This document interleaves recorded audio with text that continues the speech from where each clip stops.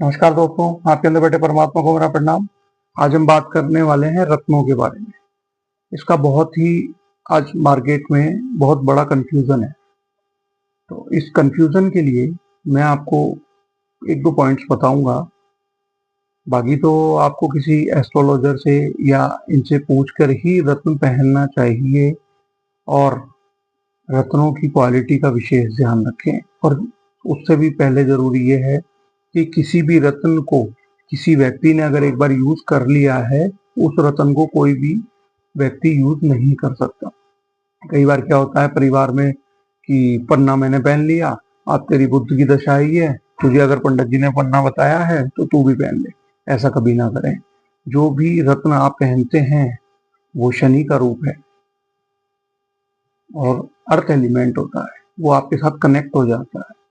उस रत्न को आप पहने जब आपकी दशा या महादशा चली गई है और आपको उसे खोलना है, तो उसे खोल के और आप किसी जल में प्रवाहित कर दें।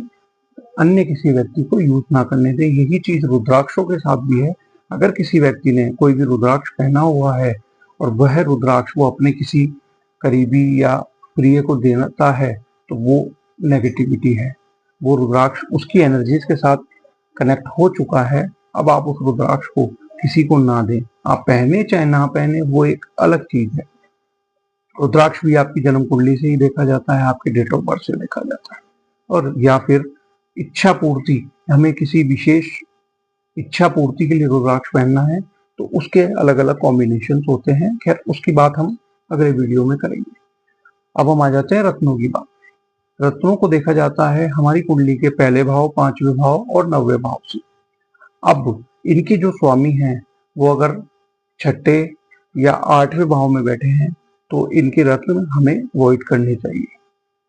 हो सकता है कि हमारी कुंडली के स्वामी वो ही छठे या आठवें भाव में बैठे हों।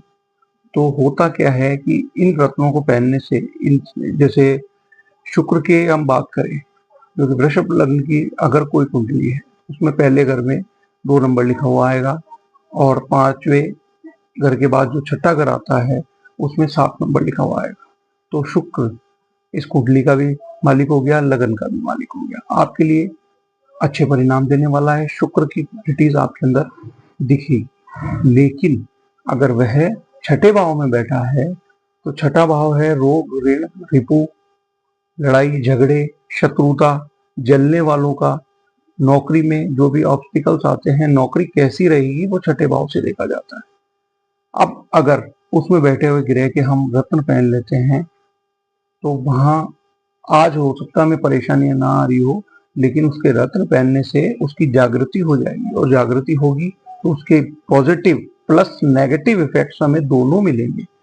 जो कि अभी हमें नेगेटिव इफेक्ट्स नहीं मिल रहे थे, अगर हमने उस ग्रह को स्कंदन कर दिया, पावरफुल कर दिया, तो हमें दोनों ही इफेक्ट देखने को मिलेंगे। इसीलिए रत्न का चुनाव करते वक्त तो विशेष ध्यान रखना बहुत जरूरी है। नंबर 2 बात, रत्न इस तरीके से भी देखा जाता है अष्टक वर्ग। आपके कौन से ग्रह ने कौन से घर को या कौन से हाउस को कितने नंबर दिए हैं, ये चीज उससे भी देखी जाती है। कई बार रत्नों को 6 महीने, साल भर, 2 साल या 3 साल के लिए पहनाया जाता है कि उस पर्टिकुलर टाइम पे आपका जो काम या आपकी जो इच्छा है वो पूरी हो जाए और आप उसे उसके बाद उतार दें। तो वो अष्टक वर्ग से डिसाइड किया जाता है, लेकिन ये कुछ समय के लिए किया जाता है। कई बार हमने लोगों को देखा है कि 20-20 साल से रत्न पहने हुए हैं। ऐसा ना करें। ये किसी भी रत्न की 6 से 7 साल की लाइफ होती है, उसके बाद वो आपको नेगेटिविटी ही देता है, पॉजिटिविटी नहीं देता।